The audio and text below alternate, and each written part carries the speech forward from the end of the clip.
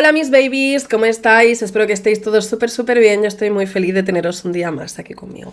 Estoy un poco acelerada porque he grabado 2 veces este vídeo, entre otras cosas porque ya empiezan los petardos. Por favor te pido, te hago un llamamiento, te imploro que si eres seguidora mía o seguidor, no tires petardos, por favor, por los perritos, porque molestan, porque hacen ruido, por favor, no.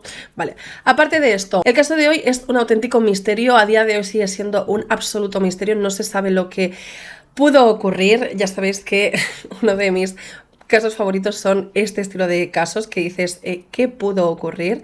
Que dan pie a muchísimos debates, así que me encantaría leeros en los comentarios. Eso sí, vamos esta vez a Alemania, así que pido perdón de antemano a todas las personas que se puedan sentir ofendidas y afectadas por mi pronunciación. Antes de comenzar, ya sabes que me puedes seguir en todas las redes sociales y todos los sitios que tú sabes donde yo estoy. Y si te gusta mi contenido me puedes dar a seguir, compartir este vídeo y esas cosas que me ayudan bastante. Y te espero también en los comentarios que te voy a leer. Así que no me enrollo más y comenzamos.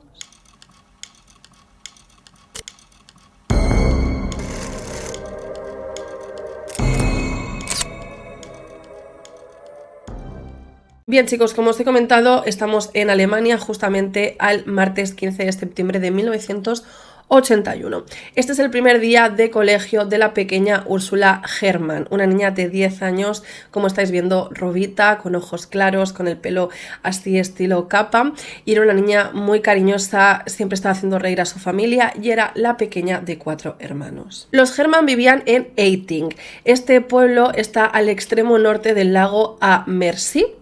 No sé si se pronuncia así, la verdad. Y este sitio es el típico pueblo de cuento, lleno de árboles, de bosque, o sea, es espectacular, pero es un pueblecito donde sí es verdad que vivía la gente con bastante dinero, con casas grandes, aunque los Hermann no tenían este estilo de vida.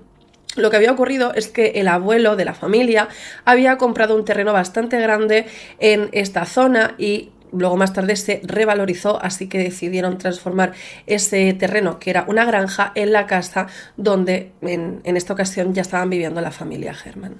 Todo esto ocurre el 15 de septiembre de 1981 con el inicio del colegio, del curso escolar de la pequeña Úrsula.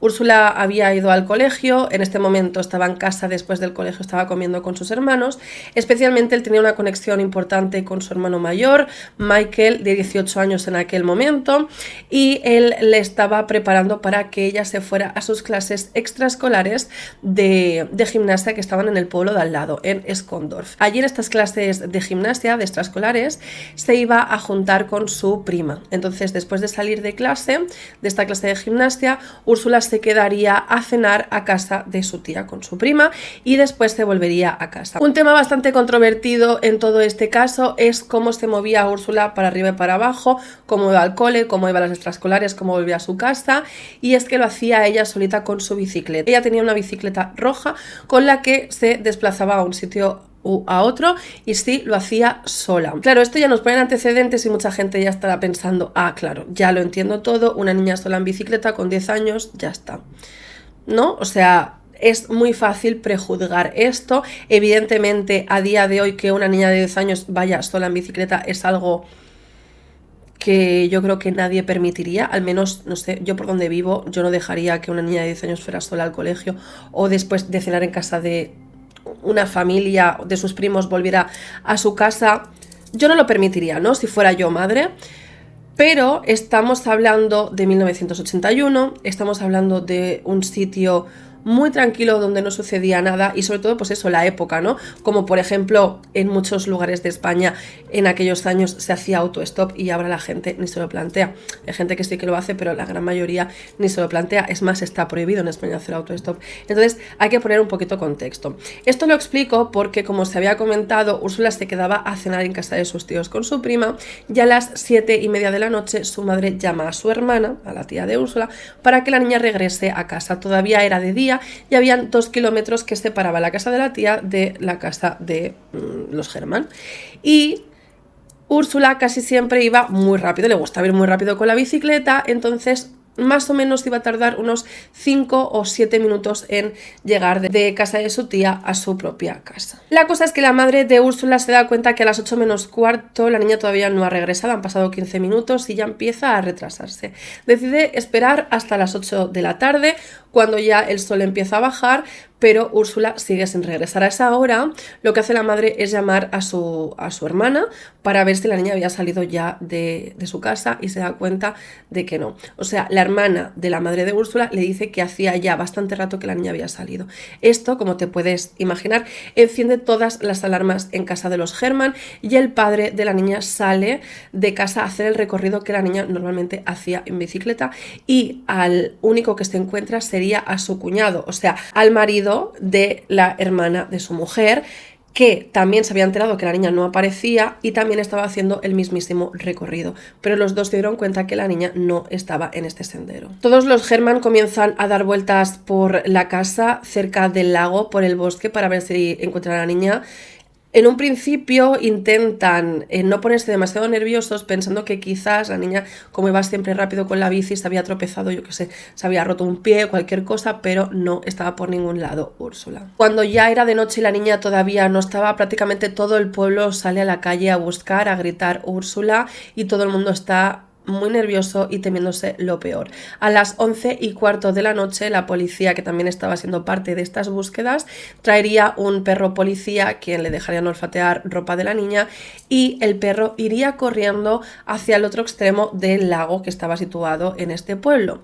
Este lado del lago tenía un embarcadero, o sea, una estructura de madera que entraba dentro del lago, y resulta que el perro se va corriendo hacia debajo de este embarcadero donde estaba la orilla, y ahí el perro haría un descubrimiento que pondría los pelos de punta a todo el mundo, y es que allí se encontraría la bicicleta roja de la niña. O sea, la bicicleta roja había aparecido debajo de un embarcadero, o sea, estaba escondida claramente, y estaba en la otra punta de donde tenía que haber estado Úrsula. Esto dejaba claro que alguien se la había llevado. La madre de Úrsula estaba que no podía, o sea, no podía ni estar de pie, no paraba de llorar. Todos los hermanos estaban súper tristes, súper nerviosos. Tú imagínate algo así, o sea, yo no me lo puedo ni imaginar. A la mañana siguiente comenzaría entonces un operativo de búsqueda bastante grande, teniendo en cuenta que se creía que se la habían llevado. Así que comenzaron con un helicóptero que estaba sobrevolando prácticamente todo, aparte de todo el pueblo, como todo alrededor, para ver si se veía por el aire algún movimiento sospechoso de alguien llevando a alguna niña o algo así. También habían operativos a pie, en coche e incluso a caballo. Y por último también habían buzos que se metieron en el lago por si se estuvieran poniendo en lo peor, la niña estuviera metida en el agua porque se hubiera caído o vete tú a saber el qué. Además de esto, tanto el pueblecito de Úrsula como todos los de alrededor ya estaban informados de que había desaparecido la pequeña Úrsula y de sus características. Con todo esto y con el nerviosismo patente de esta familia, pasan 36 horas desde la desaparición de la pequeña Úrsula, y sería en este momento cuando la familia Herman recibe una llamada telefónica. Esta llamada telefónica sería súper inquietante porque la descolgaría la madre, o sea, suena, es la madre quien contesta, y lo único que escucha es una melodía. Esta melodía le es muy familiar y se da cuenta que es la melodía de la radio Bayern 3, o sea, es como la melodía de una cadena de radio. Vamos a poner los 40 principales, Europa FM, imagínate, ¿no? Pues es una sintonía, imagínate que ahora la sintonía es la del Príncipe de Bel-Air. Tú empiezas a escuchar cómo empieza el Príncipe de Bel-Air y tú ya sabes qué serie es, la localizas en tu cabeza enseguida. Pues esto pasó con esta sintonía. Entonces la madre de Úrsula empieza a decir hola, hola, ¿quién es? Hola, hola, pero cortaban la llamada. Volvían a llamar y otra vez hola, hola, ¿quién es? ¿Quién es? ¿Quién es? Y cortaban, así 3 veces. Imagínate cuántas cosas en la cabeza tienen que pasarte en ese momento, que tampoco te puedes centrar en una sola cosa, y más que estas llamadas no les estaban dando información.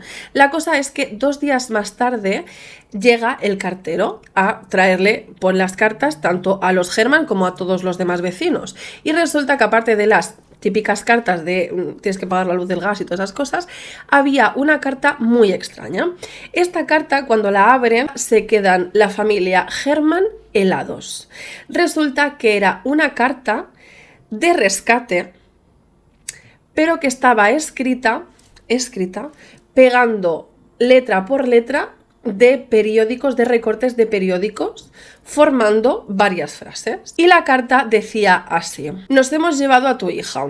Si alguna vez quieres volver a verla, debes de pagar 2 millones de marcos alemanes, que sería al cambio como 1,5 millones de dólares o de euros. Y continúa: en cuanto suene el teléfono y escuches la sintonía que tú ya sabes, tendrás que decir sí pagaré o no pagaré. Si llamas a la policía o no pagas, nos cargaremos a tu hija. En el momento en que la familia Herman recibe esta carta, la policía estaba en su casa, o sea que ya ni siquiera tienen que hacer el esfuerzo de llamar a la policía. Había como una cláusula, por así decirlo, o una norma dentro de esta carta que ya no se estaba cumpliendo, lo de llamar a la policía. Pero es que además justamente la policía lee la carta unas cuantas veces y se dan cuenta de un detalle, y es que esta carta tenía que haber llegado antes, se había claramente retrasado. Estas 3 llamadas que os he comentado hace un momento, que se escuchaba la sintonía de la radio Bayern 3, estas llamadas se habían hecho para esperar por parte de la familia Herman la frase sí, vamos a pagar, pero se había retrasado por lo que sea la carta. ¿Me entendéis lo que os estoy diciendo? Entonces la policía piensa que quien se ha llevado a la pequeña Úrsula es una persona que debe de vivir relativamente cerca de la familia Herman y que ellos enviaron la carta pensando que quizás al día siguiente les llegaría, pero no habían pensado que enviar una carta requiere llevarla a correos, hacer el triaje, llevarla hasta el sitio, o sea que no habían caído en el proceso que lleva enviar una carta. Sin embargo, la policía le dice a los Herman que cuando vuelvan a llamar, porque volverían a llamar con esta sintonía, dijeran que sí que querían pagar y que ellos comenzarían entonces una investigación paralela. Así sucedió. A los 2 días después recibieron una llamada, la cogió la madre y volvió a escucharse la sintonía de la cadena de música Bayern 3. La madre de Úrsula no lo pensó ni un solo segundo y dijo sí, voy a pagar. Pero mientras decía esto y no obtenía ninguna respuesta salvo la música, también dijo: darme una prueba de vida, quiero saber si mi hija está con vida. Entonces la persona que estaba poniendo esta música colgó. Antes de seguir con esta historia, me gustaría aclararos que para hacer toda esta movida de la música y todo esto, se tenía que tener un mínimo de tecnología. Quiero decir, estamos en el 1981. Para que una persona escuche una melodía desde el auricular del teléfono de su casa, tenían que haber utilizado una grabadora, grabar esta sintonía y luego poner esta grabadora al teléfono. O sea, había una persona que había estado perdiendo el tiempo, por así decirlo, para hacer toda esta movida. ¿Sabéis lo que os quiero decir? Bueno, sigo con la historia. Estamos entonces al lunes 21 de septiembre y ese día llega una segunda carta muy similar a la primera. O sea, estaba escrita de la misma forma, con recortes de periódico formando las frases. Esta segunda carta sería un poco trambólica. Resulta que en esta carta les estaba diciendo a los Herman cómo tenían que hacer la entrega de dinero para hacer el intercambio de la niña. Ellos pedían que los 2 millones de marcos alemanes se dieran en billetes de 100 usados y se tendrían que transportar dentro de una maleta y la maleta tendría que estar dentro de un Fiat 600 amarillo. Y este Fiat 600 amarillo no podía superar los 90 km por hora. O sea, algo bastante específico. La cosa es que, como yo os he comentado al principio de todo, los Herman no eran una familia rica. Ellos no tenían ni los 2 millones de marcos alemanes y tampoco tenían el dinero para comprarse además un Fiat 600. Gracias a, no sé, a la bondad de la gente, un vecino de la zona, que ya os he comentado que la gente de la zona sí que tenía mucho dinero, le dio este dinero a la familia y también pudieron conseguir el Fiat 600. Cuando todo el operativo estaba montado, cuando habían conseguido el dinero en billetes de 100 usados, el coche, la maleta, cuando lo habían conseguido absolutamente todo, empiezan a pasar los días y ya no obtienen más respuesta. O sea, las personas que tenían a Úrsula no se volvieron a comunicar con los Herman jamás, nunca más. Entonces la policía, viendo que no había respuestas, lo que hicieron fue entonces peinar toda la zona cercana a donde se iba a hacer el intercambio. Lo que hicieron es que para este momento habían muchas hojas otoñales en el suelo, estaba todo como una capa bastante grande. Entonces con palos iban moviendo el suelo para ver si encontraban algún bulto que estuviera enterrado de toda esta capa de hojarasca. A unos 800 metros del lago que envolvía este pueblo, cuando un policía está moviendo el palo en la hojarasca y nota algo duro, algo que suena a hueco, que parece como madera. Y claro, se queda como paralizado y mete un grito a todos sus compañeros y van corriendo hacia donde está él. Entonces apartan rápido todas las hojas y se encuentran una manta. Apartan la manta y hay una tabla de madera, no una, sino dos. Destapan las dos tablas de madera y encuentran una puerta metálica. Es como que hay una estructura metida dentro de la tierra. Esta tapa es de un color verde, tiene 7 candados, que es fuerte, 7 candados, pero consiguen abrirlos todos. Y cuando abren la puerta, encontrarían el cuerpo de la pequeña Úrsula dentro. El hallazgo fue algo brutal, o sea, era una especie de caja de 1,36 de altura con unos 60 de ancho, o sea, súper pequeño. Como os he comentado, dentro estaba el cuerpo de la pequeña Úrsula. Úrsula ya llevaba al menos unos cuantos días sin vida ahí dentro. Cuando se abrió la caja y se dieron cuenta de que estaba la niña y que no tenía vida, prácticamente todos los policías pues no fueron capaces de aguantar las lágrimas. O sea, como os digo, la niña estaba metida en una estructura que se había hecho de forma amateur, pero es que además dentro de este cubículo donde estaba metido la niña había 3 botellas de agua, 12 botellas de Fanta de naranja, 6 barras de chocolate, 4 paquetes de galletas y 2 paquetes de chicles. Y también había una pequeña biblioteca de 21 libros, entre ellos que habían cómics, novelas románticas y textos de terror. Todo eso estaba metido en esa caja. Además, donde se supone que tenía que estar la niña, que estaba acolchadito, debajo tenía para hacer pipí y caca. O sea, evidentemente se habían llevado a la niña ahí, la habían metido en esa caja, pero espérate, algo que no se me olvide, es que tenía un sistema de ventilación para que entrara aire de fuera adentro. Pero no habían contado, o sea, la persona que había hecho esto no había contado que el oxígeno se tiene que mover. Si no se mueve, la niña se quedaba sin oxígeno. Y eso es lo que había sucedido. O sea, la persona que había metido en la caja a esta niña, evidentemente lo había hecho con un propósito vil, o sea, estaba muy mal, pero quería que la niña sufriera lo menos posible porque le había dado todo lo necesario para que la niña pues ni se aburriera en todo este tiempo. O sea, que quería que el cautiverio de esta niña fuera lo más confortable que pudiera. O sea, es heavy esto, Pero, evidentemente, algo había salido muy mal. No había pensado que el oxígeno se tiene que renovar. Si no se renueva... Y la niña se había ahogado porque no había oxígeno en la caja. 2 de los policías que estuvieron presentes en el hallazgo fueron los que pues le tuvieron que dar la triste noticia a la familia Herman. La madre se quedó sin habla durante unos meses. No pudo volver a hablar del shock que le supuso que le dijeran que su hija estuvo bajo tierra durante todos estos días. Y la familia, como te puedes imaginar, fue algo... O sea, tuvo que ser algo terrible enterarse de una cosa así.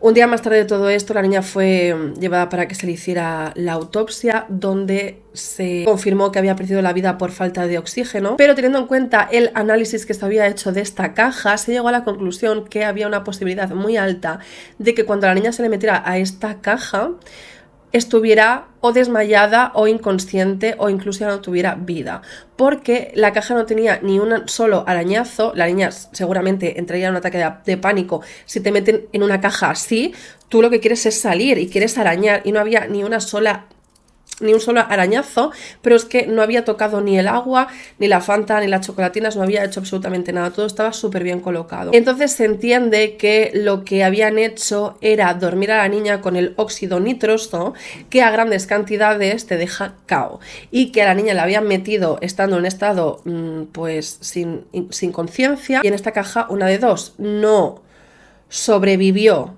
al óxido nitroso, o desmayada perdió la vida porque no tenía oxígeno, porque no había una buena ventilación. A pesar de que no se podía confirmar que la niña perdió la vida de esta forma y que no sufrió, pues los médicos y el forense pues le dijeron esto a la familia, que de alguna forma le reconfortó, entre mil millones de comillas, porque esto no le reconforta a nadie. Bien, y es en este momento cuando entramos dentro de la investigación y cuando vais a ver que esto no tiene ningún tipo de sentido. La policía logra sacar toda la caja, investigarla bien del todo, y se dan cuenta que esta caja pesa 60 kilos. Esta caja una única persona no la ha podido meter, o sea, es imposible, no tiene sentido. Han tenido que ser dos personas al menos, pues para buscar el sitio, hacer el agujero, transportar la caja, enterrarla, poner las tablas, la manta y la hojarasca. O sea, son como muchos pasos que una persona solo es muy difícil que haga. Hacen entonces un perfil y piensan en una persona que vive relativamente cerca de los Herman, que es una persona que está un poco fuerte, que necesita dinero y que tenga algún tipo de conocimiento de mecánica, de soldadura o algo así. Y entonces empiezan a salir algunos nombres. Una persona algo alejada de la familia Herman, pero que vivía dentro del pueblo, era Werner Mazurek. Tenía 31 años en el momento de los hechos. Vivía con su mujer y con sus hijos y era un hombre muy malhumorado. Prácticamente todo el pueblo había tenido problemas con este hombre, porque si le pillabas de malas era muy insoportable. Además, sabía muchísimo de mecánica, y algo que llamaría muchísimo la atención es que tenía problemas serios económicos. Entre este mismo año y 1982 la policía estuvo hablando con él y manteniéndole vigilado, e incluso en cierto momento lo llegaron a arrestar. Un tiempo más tarde, quien sería señalado sería Klaus Flaffinger, quien era un amigote del propio Mazurek, quien era el primer acusado. Klaus Flaffinger también era mecánico, era un hombre bastante grande y también tenía problemas económicos. Flaffinger aseguró que había visto a Mazurek en el bosque haciendo hoyos en la tierra porque alguien le iba a pagar mucho dinero. Y también decía que él sabía dónde justamente se había hecho este agujero. La policía entonces lo llevó al bosque y le dijo: vale, señálame el lugar justo donde tu amigote Mazurek hizo este agujero. Y evidentemente señaló un sitio donde no era. O sea, este tío no tenía ni idea de absolutamente nada. Para finales de 1982 la policía tuvo que dejar completamente en libertad a Mazurek e incluso a su otro compinche, porque no había ningún tipo de prueba contra ellos y este caso se comenzó a enfriar. Eso sí, antes de esto, un equipo de policía encontró algo que sería muy llamativo. Resulta que, como esta zona del pueblo al lado del lago era tan boscosa, era como muy difícil encontrar algo. Se escondía muy fácilmente entre las hojas de los árboles, pero un equipo de policía encontró un cable que estaba enganchado a una toma de luz, que a su vez estaba encendido a diferentes luces que a su vez rodeaban el lago. Entonces se pensó que quien se llevó a esta niña, o quienes se llevaron a esta niña, habían organizado, habían montado estas luces para que, si uno estaba agazapado por la zona, veía a la niña encender las luces y decirle a la otra persona, que viene alguien, y entonces llevársela. O sea, esto fue lo que más o menos pudieron entrever por los cables y las luces, porque nadie del ayuntamiento había montado estas luces. Y vuelvo a repetir, no se veían a simple vista porque estaban como muy escondidas entre los árboles. Pero lamentablemente este caso se queda completamente congelado hasta el año 2000. En el año 2000, y gracias a el hermano mayor de Úrsula, Michael, este caso comienza a moverse. Tengo que aclarar que la familia de Úrsula, menos Michael, se niega a montar ningún circo mediático, pero ni siquiera, no sé cómo deciros,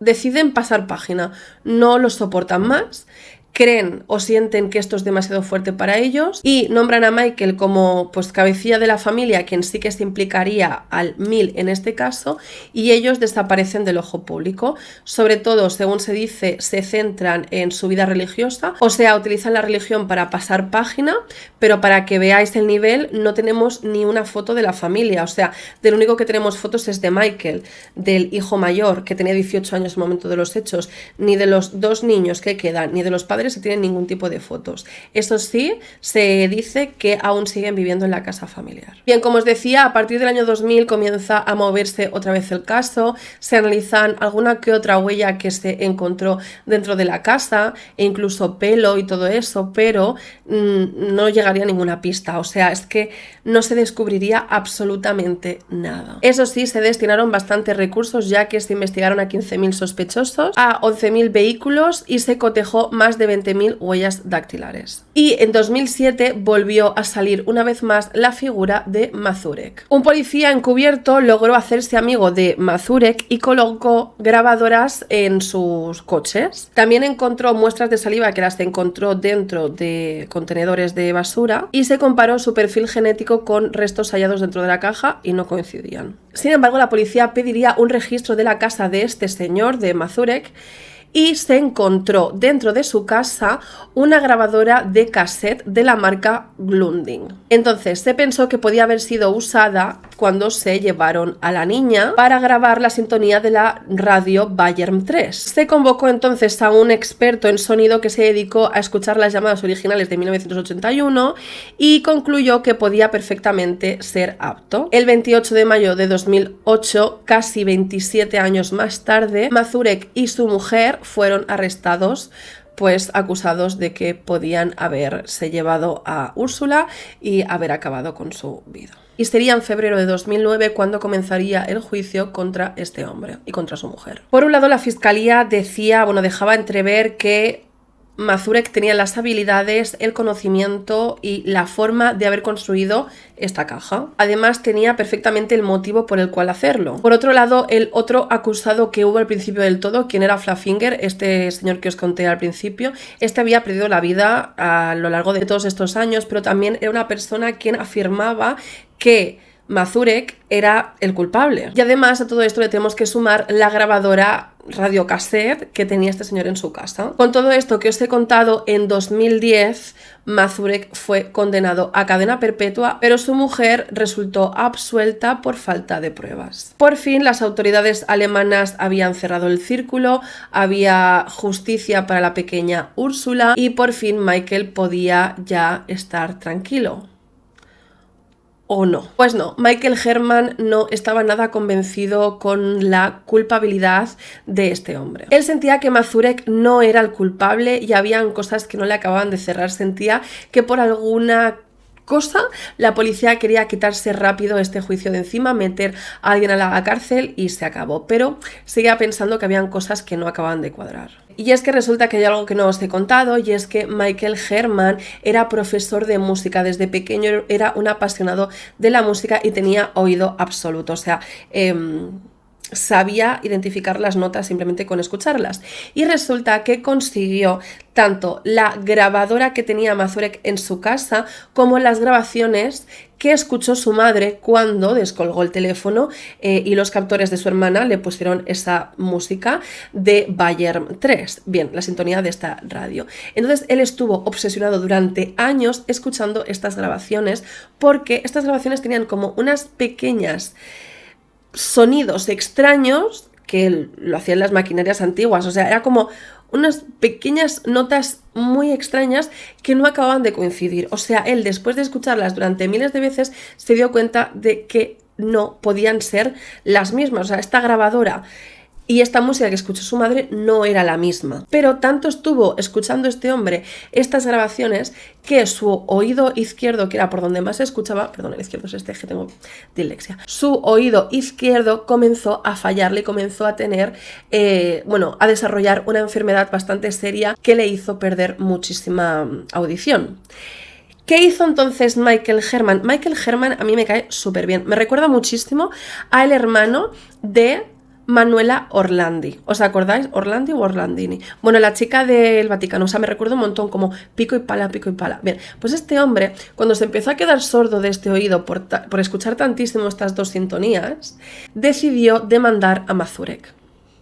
Este hombre que estaba cumpliendo condena por haberse llevado a su hermana y pues dejar que perdiera la vida en una caja. Michael Herman ganó esa demanda que le impuso por quedarse sordo por esta grabación, por escuchar esta grabación. Mazurek le tuvo que pagar a él 7.000 euros.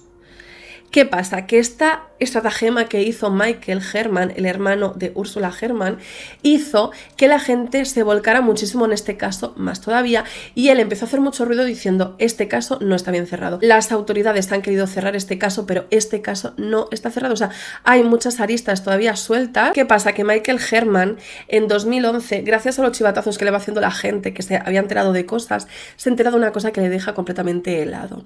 Resulta que, como os he dicho, la casa donde vivían los Herman en 1981 estaba en un lugar donde había gente rica, y aparte en este sitio había un internado de niños ricos. Ya su hermana Úrsula había tenido que vivir en alguna ocasión, porque se le había contado, que algunos de estos niños del internado cuando salían se metieran con ellos, o sea con los Herman, porque los Herman eran pobres. Bueno, el caso es que un amigo de un amigo de un amigo le dijo a Michael que la policía fue a hablar a ese internado cuando desapareció Úrsula en 1981. Y dos niños le dieron a la policía un trozo de cable. Un trozo de cable que encontraron muy cerca del embarcadero. Ese trozo de cable era exactamente igual que el trozo de cable que se encontró y que estaba enchufado alrededor del lago, si os acordáis. Teniendo en cuenta esta pista, este cable que cerraba un poco el círculo de todo esto que os estaba contando, que yo entiendo que es difícil de entender. O sea, en medio del bosque, un cable donde estaba enchufado, o sea, es como muy extraño de entender, pero si estaba ahí, ¿por qué la policía no quiso investigar? Y sobre todo los dos niños, porque esto se supone, por lo que yo he podido investigar, es que dos niños, como con cargo de conciencia, fueron a la policía a entregarles este trozo de cable que ellos habían encontrado. O sea, es como muy extraño. Pero es que espérate, hay una nueva pista. Michael se dio cuenta que la policía hizo su trabajo a medias, entonces él no se iba a permitir ese lujo, así que lo que hizo fue llevar a analizar todas las hojas de rescate que había recibido su familia. Para comenzar, lo primero que hizo fue hablar con una perfiladora lingüística llamada Barbara Zipper, quien analizó la forma en la que las personas que hicieron esta carta habían estado pegando una a una estas letras para formar esta nota de rescate, y dijo que la persona que había escrito esto era una persona que tenía alto nivel adquisitivo porque tenía una educación excelente. No había ni una sola falta de ortografía en todas estas letras pegadas, y además estaba todo realmente pulcro. Se tomaron su tiempo para hacerlo. Pero por otro lado, esta hoja, o sea, el material de la hoja también les daría otra pista, porque cuando se fue a analizar con microscopio se dieron cuenta, esta nota tenía pegada los trazos de un árbol de probabilidades matemáticas, o sea que es una asignatura que se hace en el internado donde iban los niños adolescentes que os estoy hablando de este pueblo. Hacían este ejercicio de árbol de probabilidades matemáticas. Yo esto creo que no lo he hecho en mi vida, pero bueno, en fin. La cosa es que era como que el carboncillo del lápiz se había adherido a la parte de atrás de esta nota de una forma microscópica que no se podía mirar, simplemente se podía ver con el microscopio, justamente como os estoy diciendo, pero que a simple vista tú no lo veías. O sea, ¿me estás diciendo que niños adolescentes de un nivel, ya sabes, hicieron esto? ¿O que fueron mandados por sus padres para hacer esto? Porque es que hay una pista más todavía. Bueno, una pista. Le podemos dar una vuelta más a esto. ¿Os acordáis que en la nota de rescate pone que estos 2 millones en billetes de 10 tenían que estar metidos en una maleta y tenían que ser transportados dentro de un Fiat 600 de color amarillo? ¿Os acordáis de este dato? Que es muy random. Bien, pues resulta que en la caja donde estaba metida Úrsula tenía, como os había comentado, unos cuantos libros para que la niña no se aburriera. Y uno de estos libros era un cómic. Y este cómic salía justamente esta escena. una escena de un Fiat 600 amarillo que iba a entregar dinero a una persona. Y puede ser que un adolescente que no tiene tanto recorrido en la vida haya escogido este Fiat 600 porque lo haya leído, en este cómic. Que también puede ser una persona adulta, que lo haya pensado, pero es heavy. Y espérate que hay un dato más, porque es que Michael es la leche.